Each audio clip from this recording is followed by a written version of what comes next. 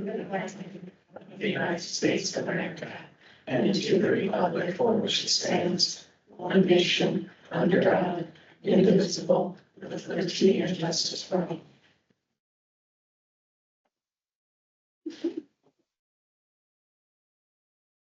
All right, trustees, does everyone have a chance to review the agenda, and did anyone see anything on the agenda that they wanted to change or move around? Nope. The next thing on the agenda is general public comment. This is the time for comment on public matters that are not on the agenda.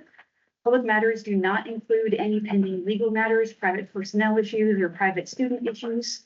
Please do not attempt to address such issues at this time, or you'll be ruled out of order. The board cannot enter into a discussion during general public comment, and I think you have some members of the Hawthorne community here. So I just wanted to make note that there is nothing on our agenda, as you guys all know, about any decision about Hawthorne or any other school. But I'm glad you're here, and I welcome you here. I welcome your thoughts. Just to give you a little context, the board asked the superintendent a couple weeks ago now to do for the district what the district does for students, which is to be ready for the future and to help us identify strategic decisions that we'll all need to make to help Helena Public Schools continue climbing. That work's continuing even now. I expect we'll get some information coming out of that in very soon. And Hawthorne will be part of that discussion. So I welcome you here tonight, and I welcome you back, even there is a secret conversation to have about Hawthorne. But please, if you want to make a comment, the mic is yours. Actually, There is no mic. the mic is out, so talk loudly. The lecture, yes, the lectures. Yeah.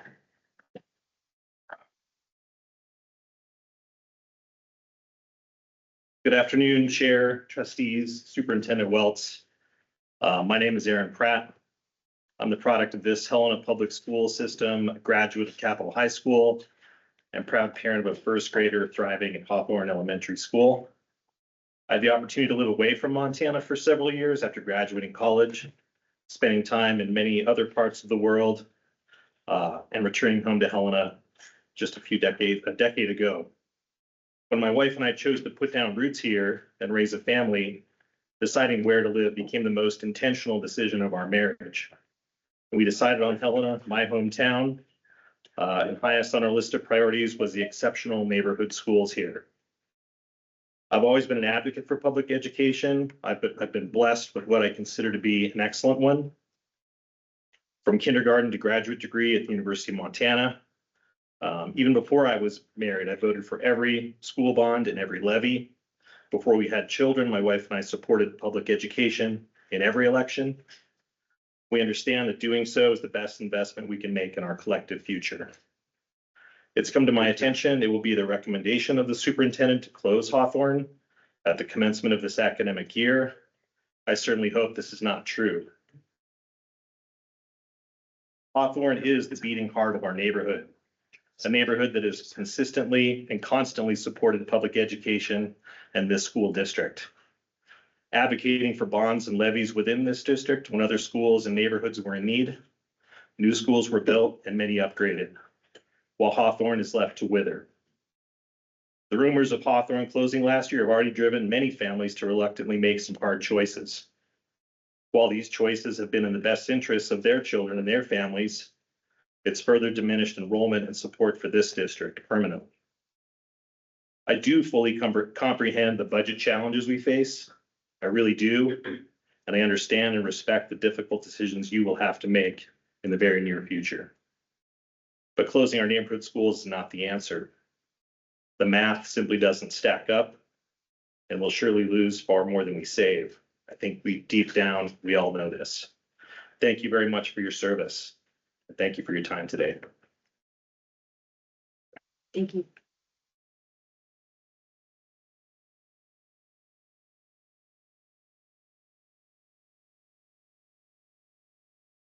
Apologize, I'm fighting a cold. I'll try to project.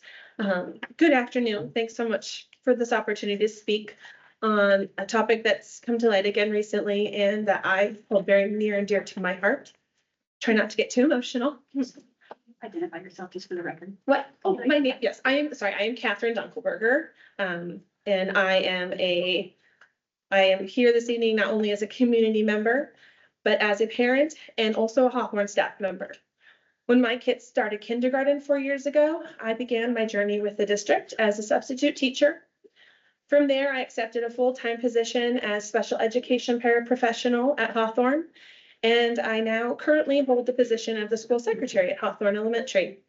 I absolutely love my role at Hawthorne, the role that I get to hold in the lives of our students, family, and staff members. This is not a position I want to leave anytime soon. I can't emphasize enough how incredibly special the learning and work environment is at Hawthorne.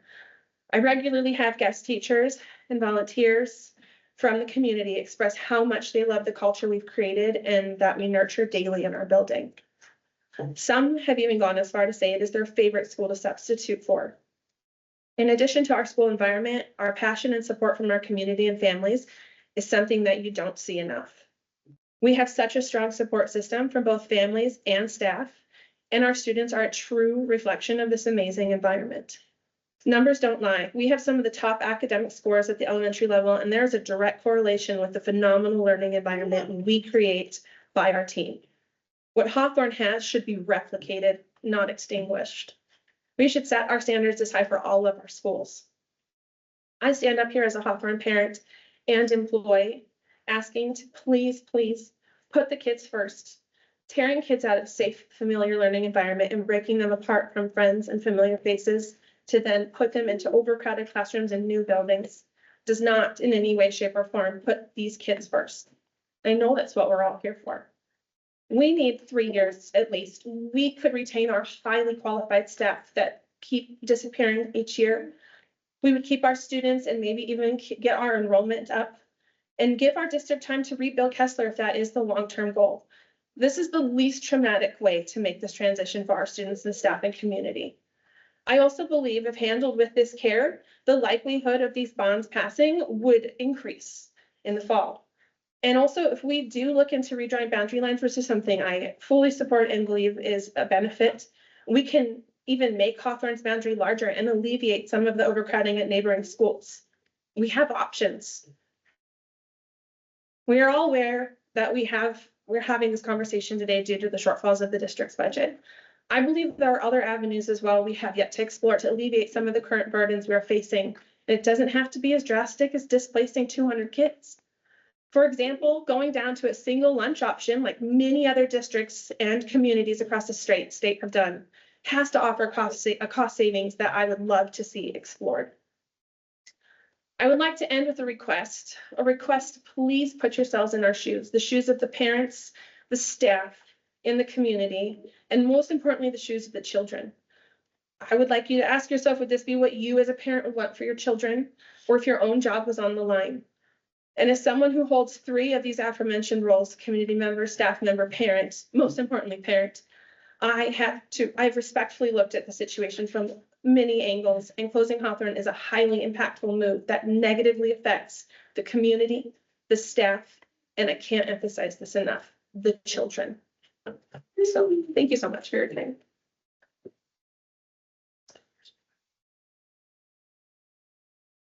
I think I mentioned this at the beginning, and I just want to just respectfully, we have a 3-minute time limit. Don't worry about it. I didn't say it. So you didn't have, we had no idea, and I didn't want to interrupt you. Thank you. My name is Carrie Jones. I apologize. I am recovering from laryngitis, but it's important enough for me to come here for me to screw my voice up to talk to you guys. Members of the board, trustees. You know why I'm here, because we're here again. So I'm going to keep this short. Don't close Hawthorne. It is a permanent wound on the community and you can't come back from it. Don't do it. He's correct. The math doesn't work there. But I'm here to talk about something else a little bit. Closing Hawthorne and all the other budget cuts we're looking at are part of a failed strategy. That mistake was made by the 2017 board when they were presented with the fiscal cliff that they saw was coming, and they chose to do more with less. That strategy is no longer serving this district, and in fact hasn't served this district for the last 6 years. At that time in 2017, had they chosen to follow the Columbia Falls lawsuit precedents, we might not be having this discussion. Because it doesn't matter how much you plead with the legislature, they're not going to give you more money. They are in fact going to continue to cut and cut and cut. I've been watching the passage of bills through in this particular session, and I cannot tell you how disheartening it is to see the bills that they put forth and the things that people are saying about them in these sessions. So I'm sorry, but you need to adopt another long-term strategy. And that is, if you're going to offer the carrot of telling the legislature, we need your help, you also need a stick. And I am asking you as a board, please begin exploring the options for the stick. Because we are losing our public education, which is guaranteed by our Constitution. And it will take forever to get through the courts. That will provide you with no short-term relief, but you need to start working on that right now. Because my third point is, you are facing a hostile administration in this state. They have stated that they will be shifting dollars away from public education into charter schools. And there's some wondering and rumors whether or not they're attempting to get rid of public education entirely. That's a problem. You are also now going to be facing a hostile federal administration. The federal dollars that we are dependent on may no longer be there, which is why it is extremely important that you get everything in line and make sure that our legislature understands they have a legal reason that they must support our schools. Thank you for your time.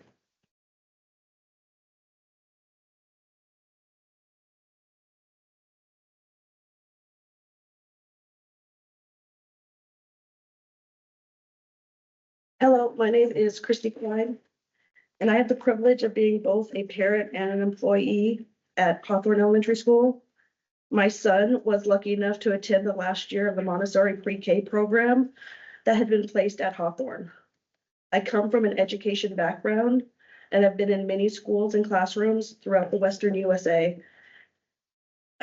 And right away, I could tell what a special place Hawthorne is. Throughout the year, Dr. Deb, and all those of you that know Dr. Deb know like how hard she was. She would tell us pre-K parents that we had to enroll our kids at our homeschool and move on from Hawthorne.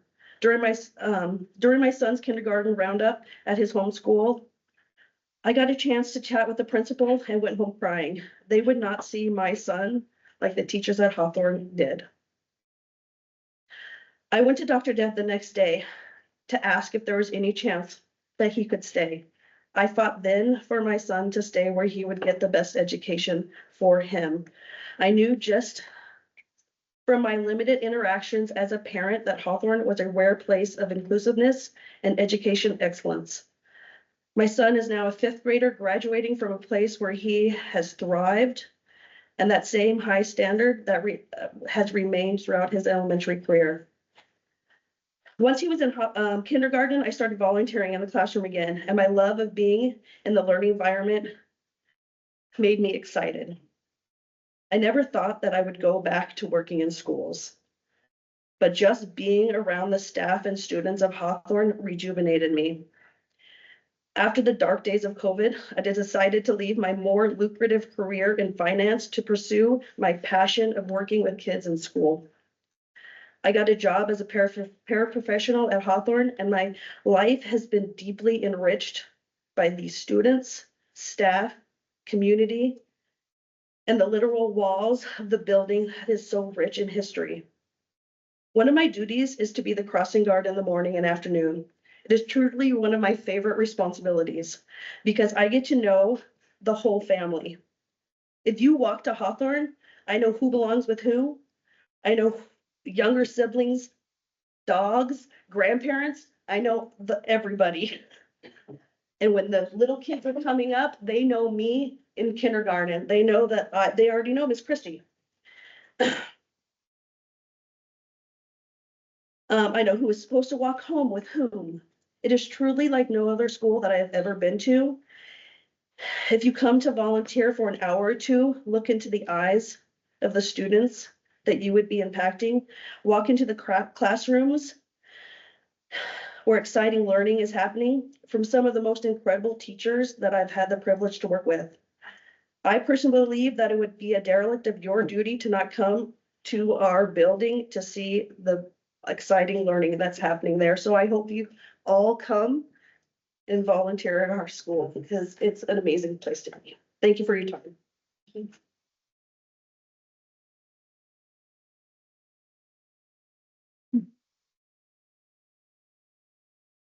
Hi, I'm Hannah Warhank, and I'm a parent of a Hawthorne kid and an avid school board meeting attender. I'm here to express my strong opposition to the proposed closure of Hawthorne Elementary School. As a concerned member of the community, I believe that keeping Hawthorne Elementary is crucial for several reasons. First, community impact. Hawthorne Elementary is more than just a school. It's a cornerstone to our community. Sorry. It provides a safe, nurturing environment where children can grow and learn.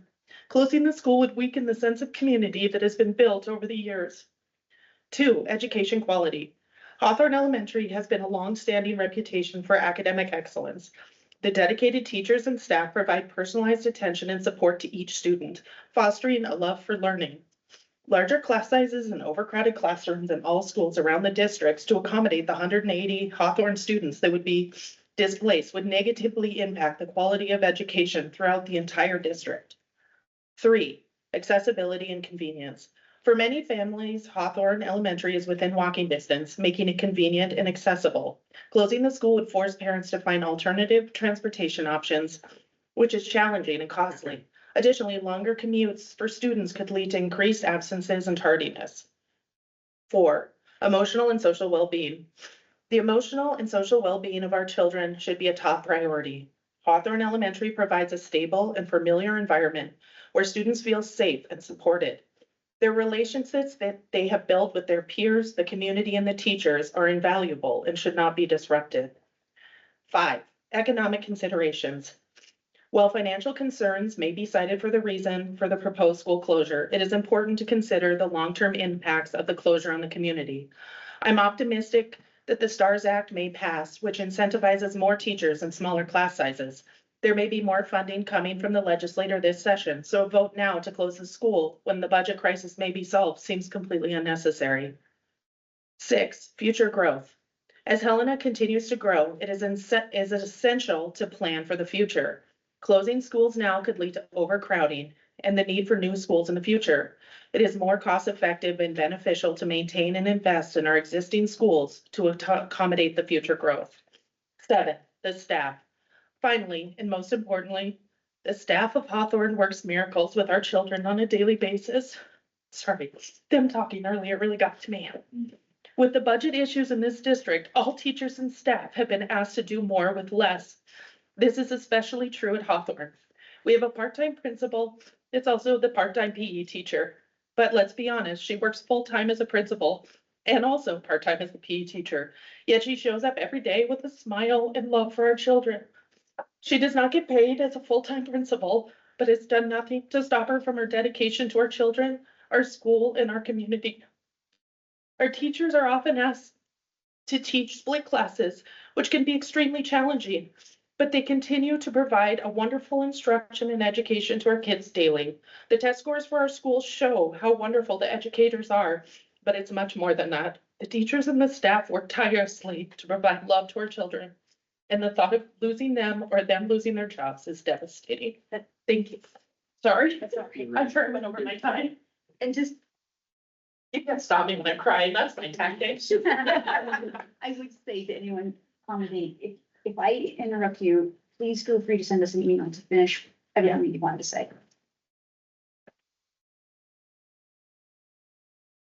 We have a couple online too. Hey, everyone. I'm Erin Gallagher, also a Hawthorne parent. My wife and I, like the first gentleman that spoke, also were out of towners. She grew up in Helena, Caitlin Gallagher. She's a pediatrician in the community.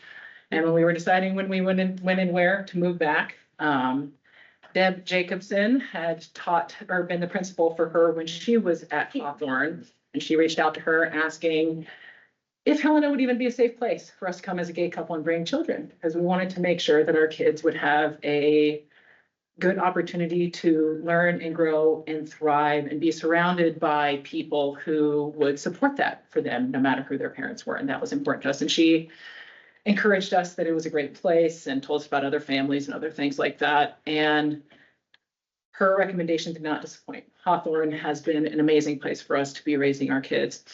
We came, and when my son started kindergarten, Christy knew my daughter's name, 3 years younger, and knew her the whole way up. And she felt so comfortable starting kindergarten, knowing half the teachers. All of the teachers at that school know every single kid. I can guarantee you that they all talk to almost every single kid in that school every day, and they feel so supported, and they truly thrive there because of the community. My son needs extra reading help, and his teacher from last year offered to stay after school with him for free to help catch him up. And that's not something that will happen everywhere.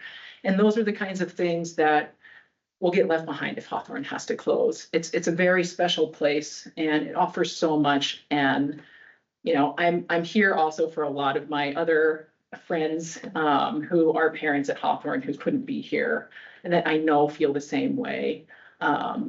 And, you know, having to disrupt our kids and take them somewhere else. I don't doubt that every school probably has parents that would come here and say the exact same thing about their schools too.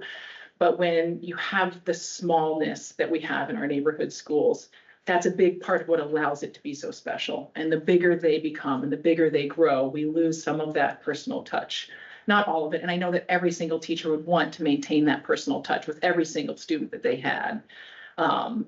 But we want to keep it. We want to keep it that way for the long term. And I think keeping Hawthorne open as well will allow that to happen. Thank you for your time. Thank you.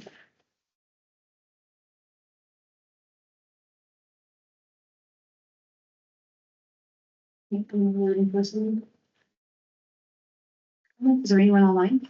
Yes, we have 2 people that would like to give comment at this point. We'll start off with Katie Kelly. Go ahead, Ms. Kelly. Wait, if you can, hold on. There you go. Nope. She should be good to unmute and. Ms. Kelly, you can unmute.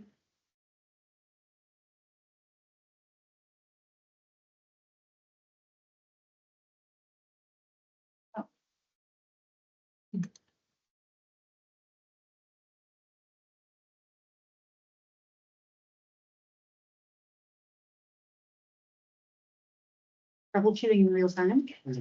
Good, representative. Email. Ms. Kelly, if you're unable, feel free to send us an email. We all will read it if this doesn't end up working. Yeah, do that. And it's, Okay. But you know, he's gonna hang up and come back in. Wait a There it second, goes. it worked. There we I'm go. back. Yay! Okay, welcome everyone. That was a good pause because just watching my community is it's quite a bit. So I will also I'll try to get through this. Thank you for allowing me to join today. And to our Board of Trustees, my name is Katie Kelly. I'm a mom of a 3rd grader and a 1st grader. And I just want to thank you first for being here today. I understand that being on the board means you actually care truly about our students and our community, and you want the best, because no one would put themselves in the pressure-filled position that you are all in for fun. So I know that that is the heart of why you're here today. Well, I'm here just like the amazing humans that came before me in supporting to keep our neighborhood schools open. We understand budgets continue to force to make hard decisions, but I can't imagine that closing schools is going to be the best for anyone. Schools are the heart of our community and provide more than an education, but a place for our community to gather and play. These neighborhood schools are a place where our kids feel safe and loved, where kids know each other and the students and the teachers know them back. I mean, Miss Christie hit it on the head. She knew my name before I knew hers as we walked to school. To have those people in your life that truly love you, like my son's teacher, Miss Jen, who knows he needs to stand up through the day and allows him to find a place to move his body where he can focus, where Miss Merritt can assign my daughter certain tasks that help her thrive and feel like she can help teach while learning at the same time. These teachers and these principals know our students. And just like it was said before, I'm sure you would have hordes of parents, no matter what school you put on the list here, because that's how important our neighborhood schools are to us. They're where our children grow and continue to grow into the humans they're meant to be. Schools up for closure are not the only ones that are going to be impacted, but every student, teacher, staff, and school in the district will feel the pressure from oversized classrooms, the temporary structures, the fewer resources. You can ask any kid, I'm sure, in C.R. Anderson who feels completely overwhelmed by how many kids are in their class and how overpacked that school is. We don't want that to continue to happen throughout all the other schools, because that's what's going to happen if we close classrooms in schools. I completely understand that cuts need to be considered, but I do not believe that closing schools is the answer. Thank you so much for allowing me to speak today. Thank you. Anyone else? Up next, we have Devin Malaysia. Should Hi, be able- can you hear me? Yep, we can hear you. Go ahead. Okay, great. Hi, everyone. My name's Devin Malizia. I have 2 children currently at Hawthorne, and I just enrolled my 3rd to join as a kindergartner in the fall. You know, if anything, Hawthorne kids and staff have shown consistent resiliency. Gosh, we've had 3 principals in 4 years. And Principal Fisher has been an absolute gift to our school and to our community. But in addition to a quality education, these kids and our amazing educators and the staff who work there, they also deserve some stability. And closing Hawthorne without a permanent plan is an expensive and really short-sighted step of a poorly thought out strategy where the long-term economics, they just don't add up. Please don't take away our neighborhood school. It is the heart of our community. Thank you. Thank you. Anyone else online? Those are all the online requests. Anyone else in person? It's the late Okay. witness, Mr. Goss. Thank you, Madam Vice Chair. Members of the board, I spoke to you about 10 months ago on this topic and urged you at that time not to make a permanent decision for a temporary problem. It appears now we're back at that same juncture, and I would encourage you this time to practice radical transparency, not to make decisions in a way that deprive the taxpayers or the citizens of their right to observe and participate in discussions, to make sure that you, as the board, are making the final decision about the closure of any school consistent with your constitutional authority and your statutory authority. That rests solely with you as the trustees. I understand in accordance with your district policy that you're going to have a hearing or a series of hearings on this question. Take those hearings seriously, hear from the public, hear from the taxpayers. These are public funds, public education for the students in this community. The taxpayers, the parents, and the students have a right to know your decision-making process and what's going into that process. So I encourage you to practice radical transparency and be as transparent as possible. Make sure that you are the decision maker and that that decision is made in full view of the public. Thank you. Could you state your name for the minutes, sir? Yeah, I'm sorry. Thank you so much. Chris Goss, last name Goss, Thank you. 640 North Bend.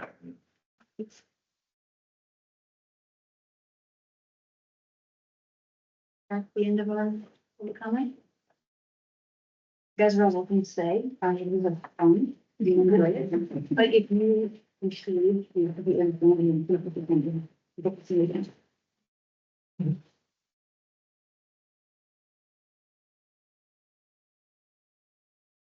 Right, next on the agenda is a presentation by the Bryant Principal to Lucas.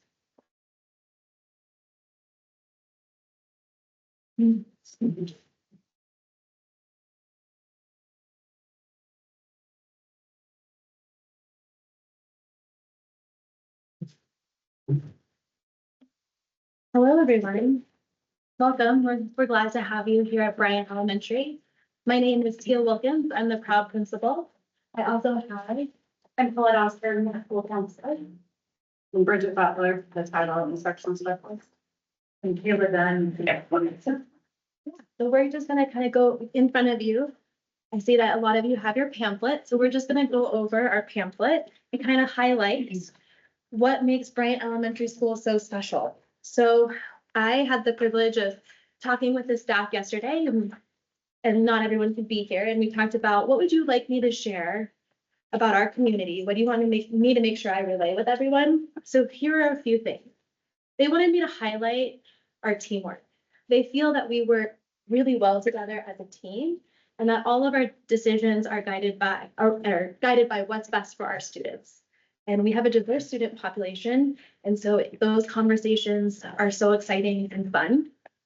They also talked about how we are willing to be flexible and support our students when various needs arise. So an example of that would be 2 weeks ago, we had 6 students walk in our door, which is always an honor, and 4 of them would be what we call McKinney-Vento, which means they're marked homeless. Came to us with some big needs. Well, the team is incredible, right? So we all met on how we can support those students. What that looks like is we kind of have an academic side of what holes do they have academically, or where are they excelling academically? How can we support them in our wing groups? What social emotional needs do they have? How can we make sure that we are doing everything we can to support them the minute they walk in the door? And that might mean that our PE teacher is teaching a small group. And he is, right? Which is phenomenal. They also wanted me to share with you that our students and our families are reporting that they are so, so happy to be part of our community. That we gave a family survey during parent-teacher conferences, and it was extremely positive. They feel that our community is positive, they feel welcome in the community, and most importantly, they feel that their kids are safe and learning and making great progress. Lastly, we have programs here at Bryant Elementary School. So we have our TLC program, we have TLC 1, TLC 2, our PBS program, and we also have Kinder Sprouts. And something that the staff wanted me to relay to you is that our students in our program are starting to transition into our general education setting. So they're starting to join our wing groups because they have made such great academic progress. They're extremely proud of our students' growth, but they're proud of every student at Bryant. We're working on what are their individual needs and how can we support them. Again, I'm Colette Osborne, school counselor here. I was going to talk to you guys a little bit about attendance because coming into this school year, that's been a big goal of ours to increase our attendance. Bryant has had a history of, kind of chronic attendance issues, kiddos just not coming to school. So T and I meet every week and look at kids who aren't showing up, kind of cross-reference with teachers, see if they know what's going on with our secretary. And then we kind of have different tiers of where we place them. Kind of a tier 1 where we just have them what we call on watch. Tier 2 is where I check in with them. I make a phone call home or an email home, just basically asking how we can help. And the response that I have gotten from those this year has been pretty incredible. People saying, oh gosh, I'm sorry, I didn't know anybody was watching. I'll make sure the kids get there. And turns out they need to be here if we're going to teach them. So that's appreciative. Even if they don't respond, we've seen a huge increase in families getting them here, kind of like, ooh, we better do that. Our teachers, our staff also making it such a point because at this level, so much is out of the kids' control, right? It's not necessarily their choice if they're coming to school or not.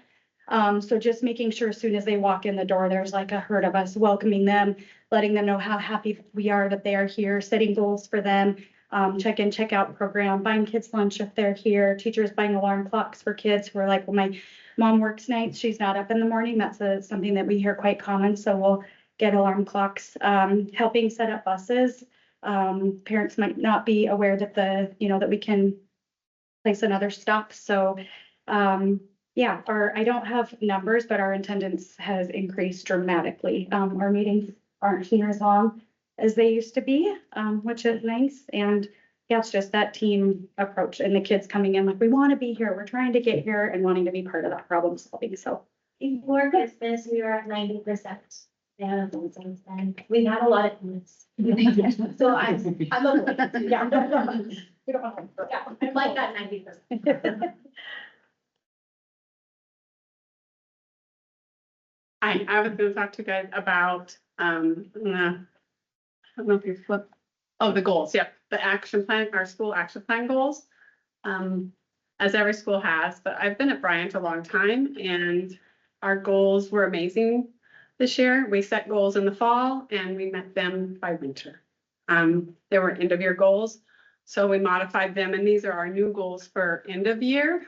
But from fall to winter in reading, our goal was to decrease our tier 3, which is our kids that need the most support, by 10%, and we decreased it by 16%. In math, our goal was to increase our benchmark kids by 15% in numbers and operations specifically, and we increased that by 21%. So we did some more goal making and we're working on our growth. If you walk into the school, you will see WIN groups running all day. We are doing both math and reading WIN, which is different than we've done in the past. And as Tia said, everybody is taking ownership. Everybody has a part, even the gym teacher helps when he can. And there's, it's classrooms and breakout spaces and it's engaged kids learning. It's lovely to see. For family engagement, our goal was to do an engagement activity with families once a month. We have done various things. We've tried to offer different access points for our families, different times. We walked over to Helena High and invited our families to the powwow during the day in the fall. Around Thanksgiving, we did a pie event for Best Building Community and gave away pies. Most recently, we had some parenting classes that focused on ACEs and PACEs, so parents could come. So that is our goal for family engagement. And we continue to meet that. Thank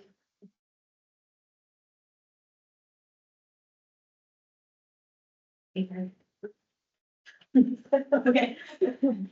So at the beginning of the school year, Rex kindly let Diane Groves come and we did consensus work. What was so exciting about our consensus work is we did it, it was all of our staff. So in the gym, it took up most of the gym, right?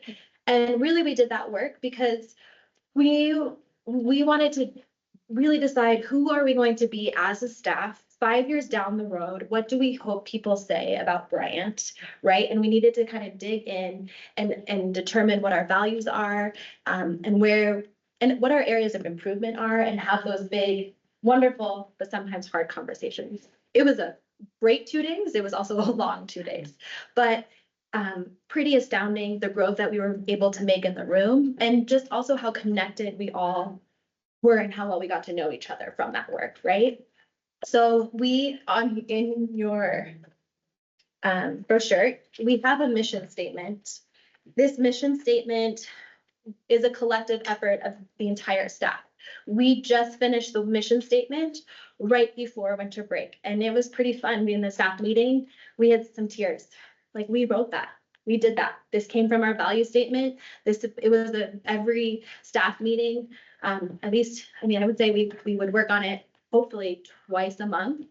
So it took a while to create that mission statement and make sure that we felt like it represented our staff as a whole and the work that we want to do for our population, our community, and our students. So if you flip to the back, the engagement, all of these items, these are the ways that we're engaging our community and our staff. All of that came from the consensus work. It's what we decided as a staff we wanted to focus on this year. And it really falls into 2 categories, kind of a community family engagement focus, and then kind of what's our engagement within the building going to look like. So this picture here is a great representation of one of the things that we did. These are yard signs. We needed to build up some school pride around Bryant, and being excited to be a part of this community. And so Bryant, every single student got to go home with a yard sign to be really proud of the school that they're at. But it had to be earned. So it went with a toodle written by the teachers. So that was a school-wide goal that every teacher would write, every student would get a toodle, which is just a positive message. And that's how they earned that yard sign. I did bus duty one day when these first started going home. And I remember a parent grabbing me saying, how do I get one of those?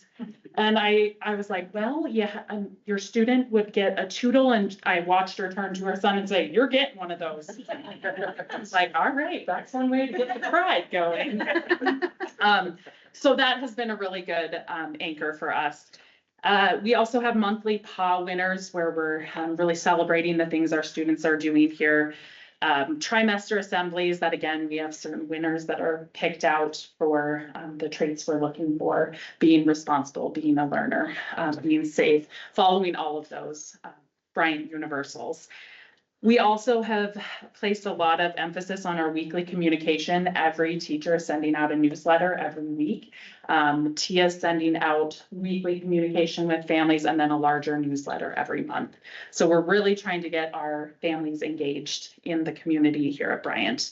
There's also coffee with the principal, and then also our monthly Bryant Alliance meetings, our PTA meetings.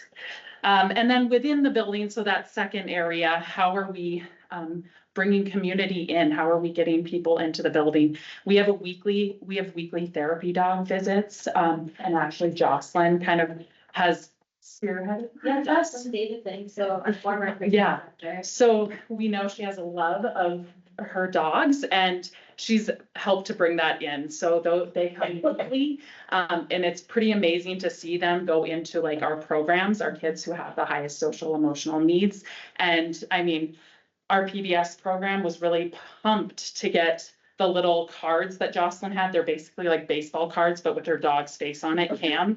And the kids were pumped to have that. So that's one way we're bringing some community in. We have lots of community volunteers coming in. We have Costco workers coming in and reading with our kindergartners weekly. We have peer mentors, lots of engagement with Helena High and partnership there, which has been amazing, and also with Helena College. We're just so fortunate with where we're located to have those partnerships. We also have Carroll College volunteers coming in, and then we have our foster grandparents who come in that program.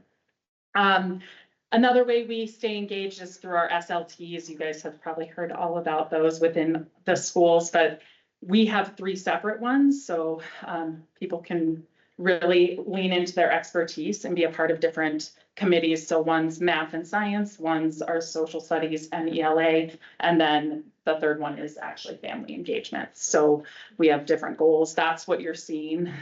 The goals are tied back to that. And then lastly, our MTSSB. So that's really creating our routines. That's some of the work when we create our goals in the school. We've used the consensus work from the beginning of the year to map out where we want to go. And then we've really chose as a staff to focus on the nuts and bolts, like every day, how do we operate? What are our routines, our consistency, and basically our school-wide operations. Because if you have that, then the rest you can do more. So we're just really identifying our need for building strong partnerships with our families, community, and staff. So on purpose. Yeah. Thank you. If you have questions or anything, happy to Answer for So your math, Yeah. what is that? I'm sure it's a combination, but as your attendance has come up and Yeah. getting more kids into one group, and what about the impact of your curriculum? How's that been for you guys? Profound. Yeah, I think teaching the curriculum with fidelity, making sure that we're all using the common language, that we all have agreed this is what we're going to teach it with fidelity. We're going to come back, we're going to look at our data. We use our PLCs are very intentional. We also have our coaches going in and supporting those lessons and modeling. We even are trying to every month, teachers are doing learning walks. So well, not just teachers, paras, we all do learning walks so we can keep learning and keep growing and keep getting better so we can get better at our craft to support kids. I'm gonna tell you the atmosphere here today versus in the past. It's a pretty significant difference. And I just really love that you guys have this new facility. And I didn't really understand what a new building does, but it profoundly impacts how you can personalize education and get into smaller groups and have people have a sense of home and yet be separate and yet be together. It's really profound how the architecture impacts the learning. So you guys are making the full use of that. So thank you. Thank you. Any other comments, questions? I gotta make a comment. Okay. I just congratulate everything that you've done. It's so extraordinary, your whole staff. I mean, They're incredible. to do the whole year's worth of growth and years worth of growth in 1 quarter is amazing by any standard. I mean, it's just amazing. And the way it was built from the inside out is so cool. My daughter is a Bengal buddy here and they like fight for Bryant. And it's not just because it's convenient, you could rather drive. But I was telling Principal Wilkins on Valentine's Day, she came home, she just had like bags of candy. And I was like, oh, is that your class? And she's like, no, I just walked through the hall. Just a person moving through the hallway and kids just like came out and like gave her Valentine's candy. I'm so glad she was here. Welcome, right? Yeah, it was like, it's an extraordinary place and you can see it, you can feel it and you can measure it. So just hats off. This is extraordinary. Well done. Yes, staff is amazing. Thank you.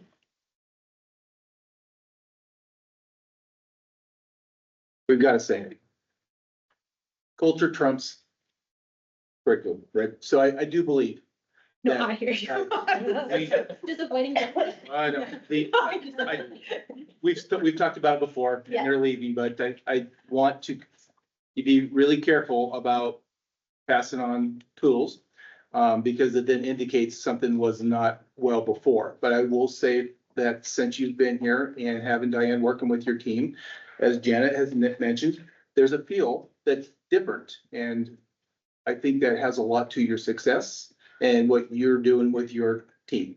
So thank you for engaging in a really tough 2 days. Those circles get pretty tough, but I think they pay dividends in the long run. So appreciate you and your team, Thank you. your school. That made me so uncomfortable. I really. Just now, I know you're very humble. I'm learning how to take, thank you. No, I mean, truly, it's been an honor. And I think anytime you get to do really great work for kids, it's a privilege. Thank you. All right. Moving on to new business, we have some consent action items. Given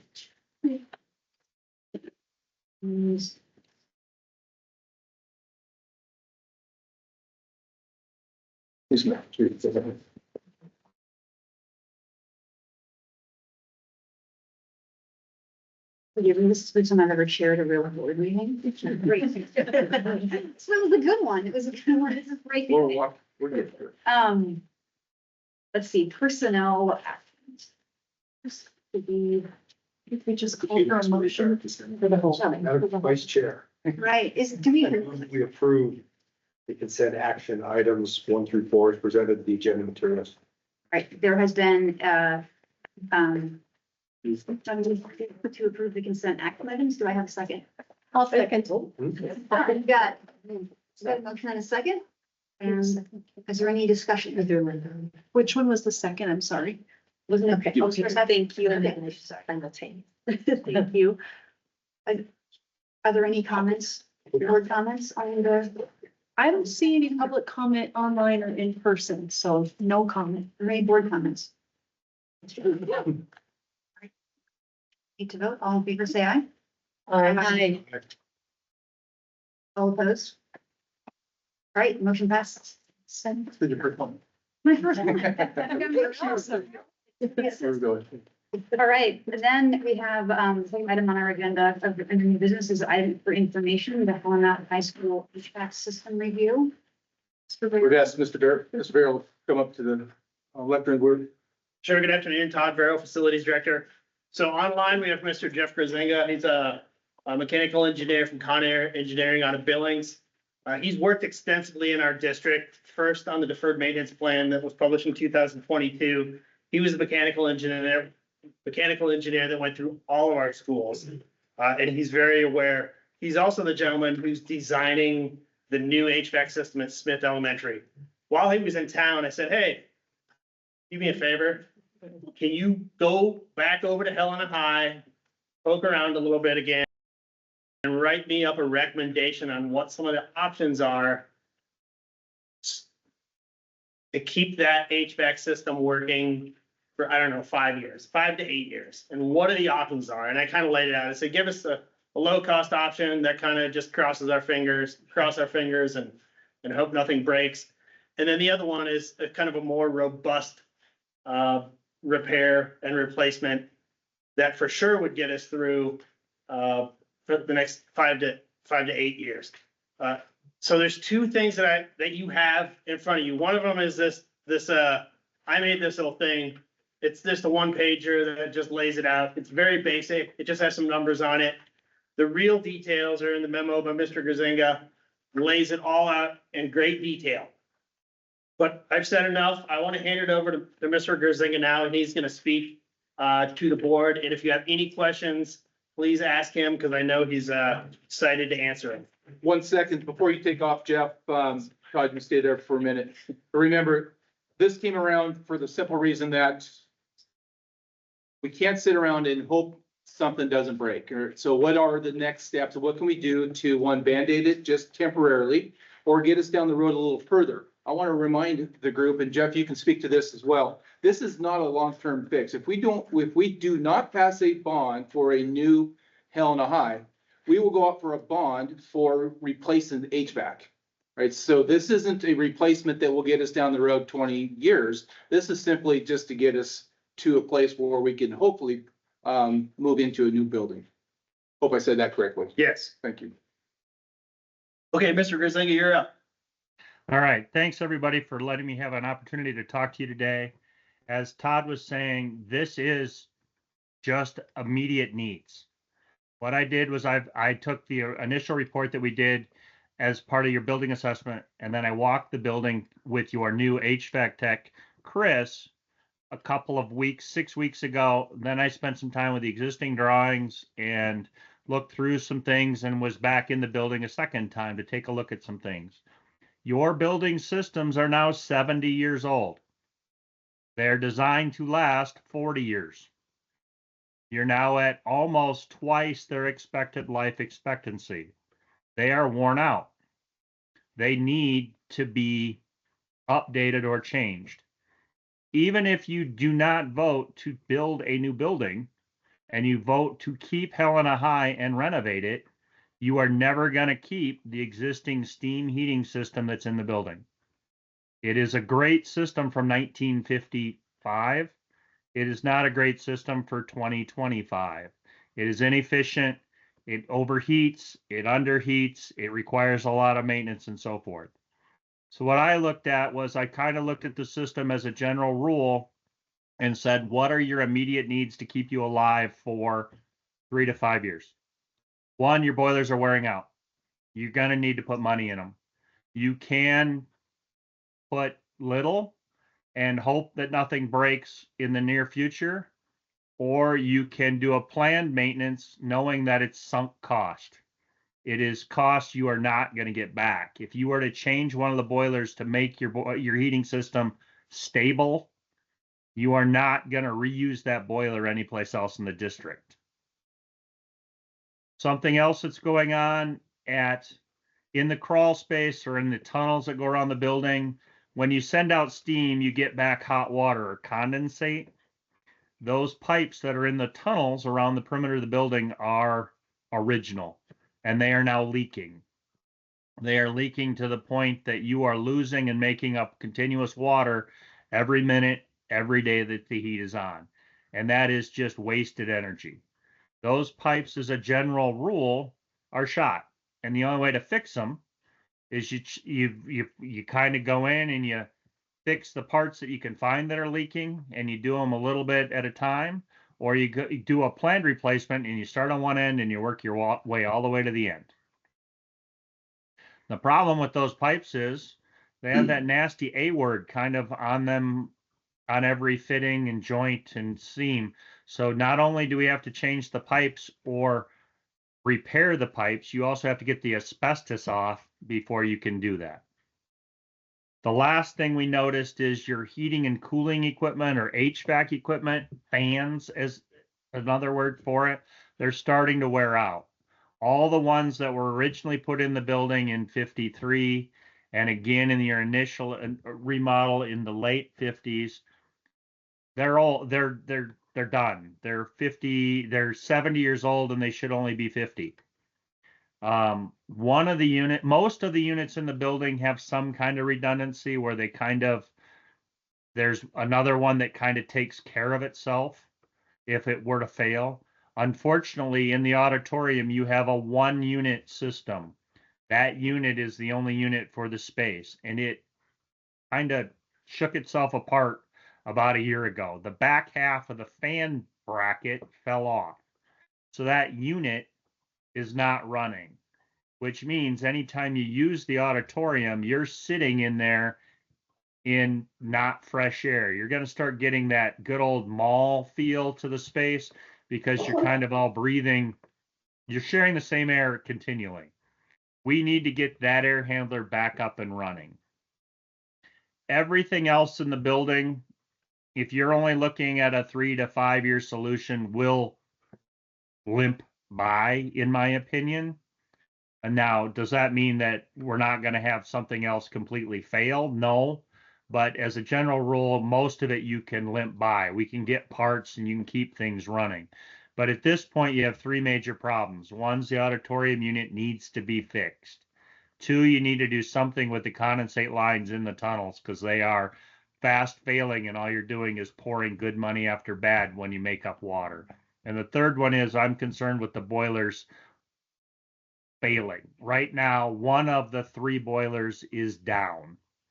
The other 2 have been patched and kind of glued back together and are starting to show additional age. Any general questions? So I have one comment. So he had mentioned that regardless of what happens moving forward, if we do replace a boiler, remember only 2 systems in our district still run on steam. Half of Helena Middle School and most of Helena High.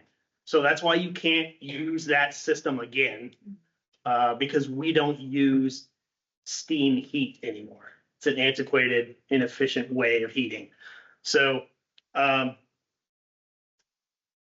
thing that we have to worry about is there's very few people that maintain and or build these kinds of systems anymore.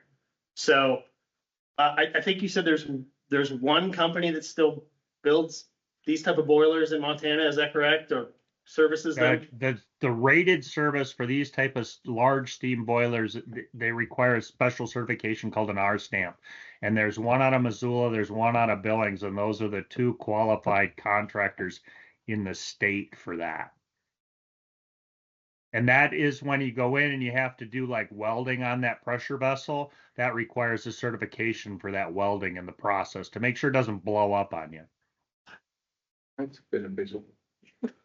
Yeah, so I know I've been speaking kind of hyperbolically for the last 6 months, but I wasn't making this stuff up, obviously. And Mr. Gazinga, like I said, is an expert in this stuff. And he's a disinterested party. You know, he's not a parent and he's not someone who is in this district. So he's giving it to you straight. And we've got a lot of work to do to figure out how we're going to move forward, because I can't simply do nothing. I'm not willing, at least in the seat I'm sitting in right now, to take the lowest cost option, which is to hold your breath and hope nothing happens. So we kind of have a laundry list of options we can choose from, and Rob and I and the superintendent, of course, we'll come forward with some recommendations very soon on how I feel we should move forward with this system. Now, I know there's a big date coming up potentially in September And so I have to weigh that as well. But there are things we probably need to do immediately, such as the ventilation system in the little theater, which needs to be reinstalled so we can get some fresh air in that space. But as far as the rest of it, we've got to do something, and it's not going to be cheap. But we owe it to those students and teachers, and frankly, the taxpayers in the city, to make sure that we're taking care of this building for however long it stands. And then I can, sleep at night knowing we've done everything we can. Okay, does anybody have any questions for Mr. Grazinga? Well, Or for me? So how soon is immediate? Well, I think the first recommendation he made was to replace that, the ventilation system in the theater, and we can do that this summer. And that's actually something that's relatively low cost, that I can get moving on that very quickly. Is that on one of these numbers? Yes, and it's explained in the memo, but it's also under the air handling equipment, little theater. So the low cost option is to rebuild the one that's there and then reinstall it rather than installing a brand new unit. So we think we can repair it, but we'll see. All right, and then we have, sorry, so with this being information, are you planning to come back for the March board meeting? Or I guess, when would we want to? It depends. If it's over the $80,000, then yes, I will. If it's below that, then we'll go ahead and move forward.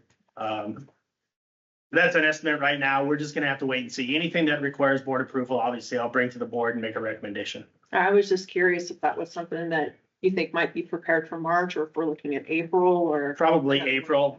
I just have to dig into it and see what's available out there. Okay, thank you. Second, do you have a question? It wasn't a question so much, just a clarification. All of these costs are sunk costs, maybe except for replacing if we did the air handling equipment, is that right? That Theoretically, might be able yes. to be- Yes. We could potentially reuse that air handling equipment at another school. Obviously, Storage.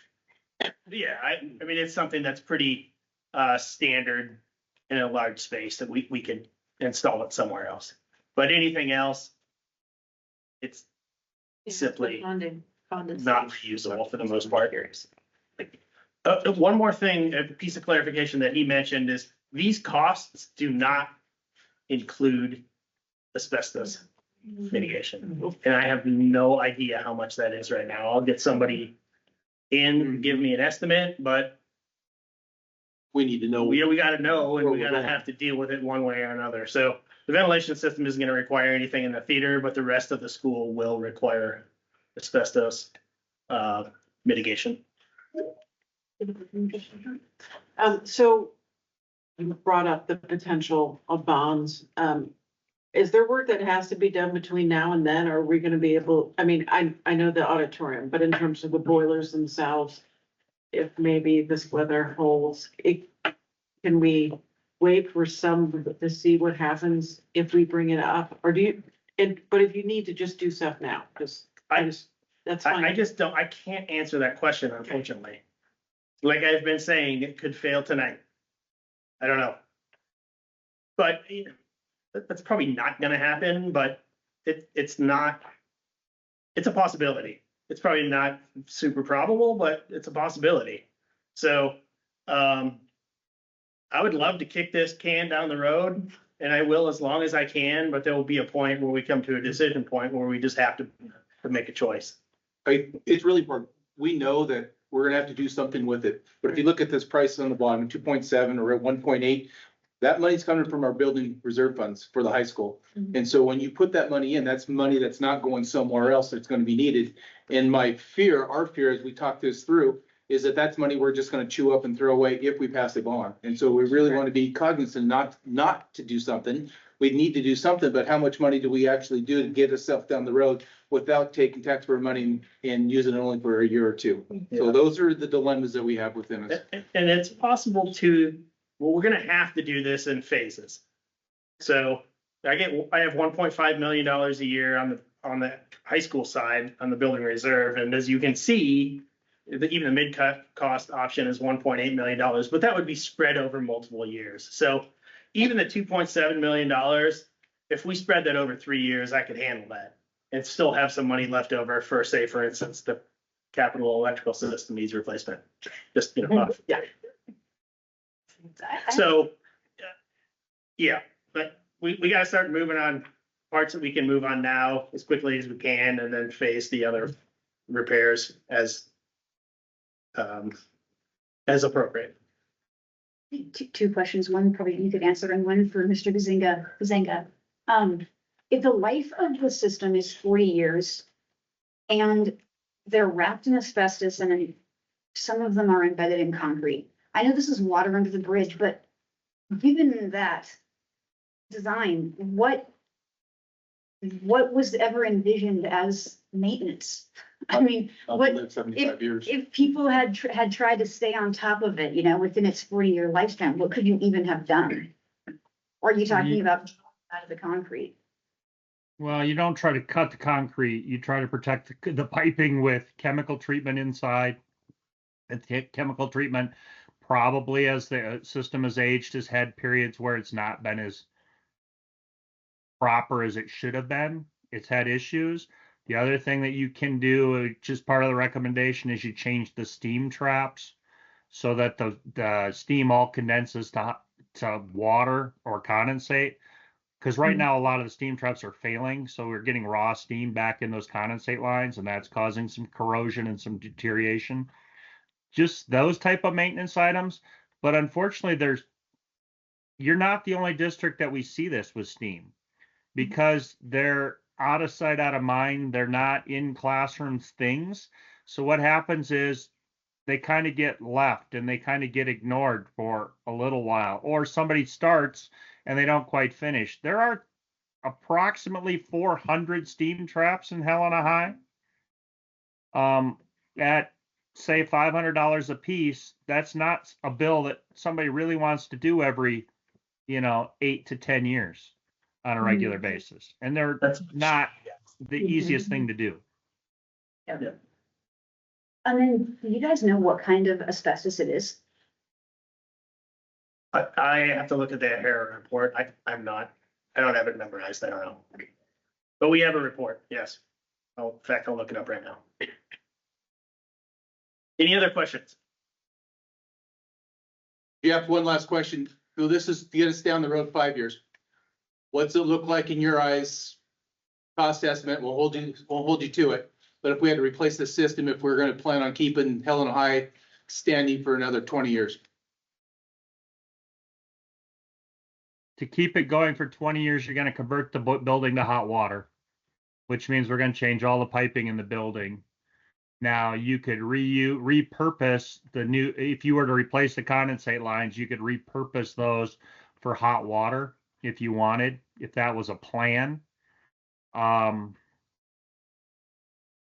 question I'm going to ask you is, how long do I have to retrofit the mechanical system? If I'm doing it in 11 weeks chunks, which are basically our summer breaks, you're talking probably a 5-year project, and it's going to take you're going to lose millions just staging it, because you're going to mobilize and demobilize a lot.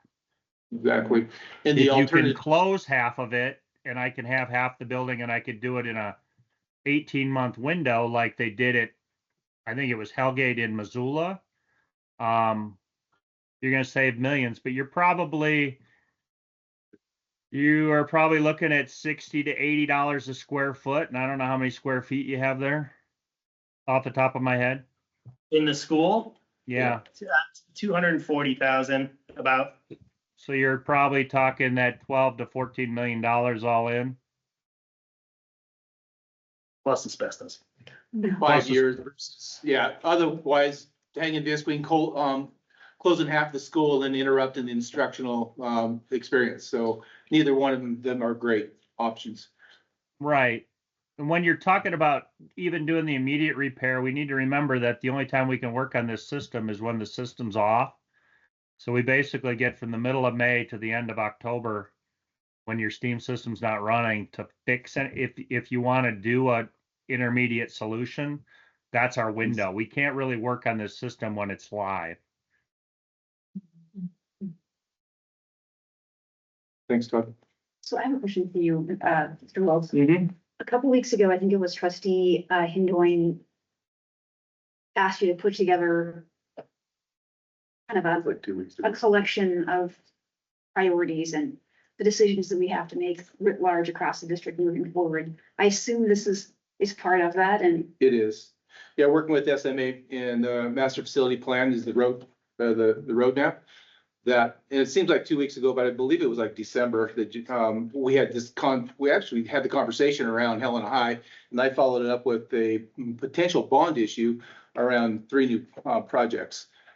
From that, Mr. Hindoin and the board directed me to come up with some recommendations, and so we're working on those still. I got a few more updates from SMA this morning, but I would be ready to share that with this board, a full board meeting next month.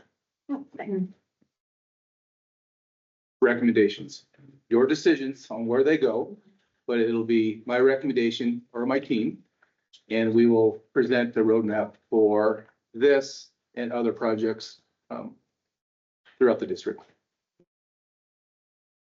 Yeah.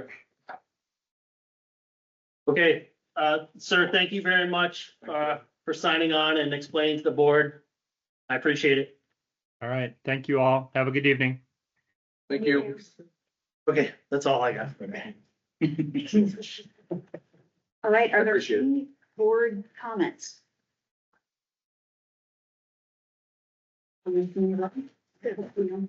Just appreciate the discussion and hearing from multiple people on various different things. It's always, although it's not fun, it's always good to get more information here, more perspective, because we have so many issues facing us. Sometimes it's hard to get as in-depth as we would like to get in all the various areas. So thank you. All right, Comment from me? this meeting is adjourned. Thank you.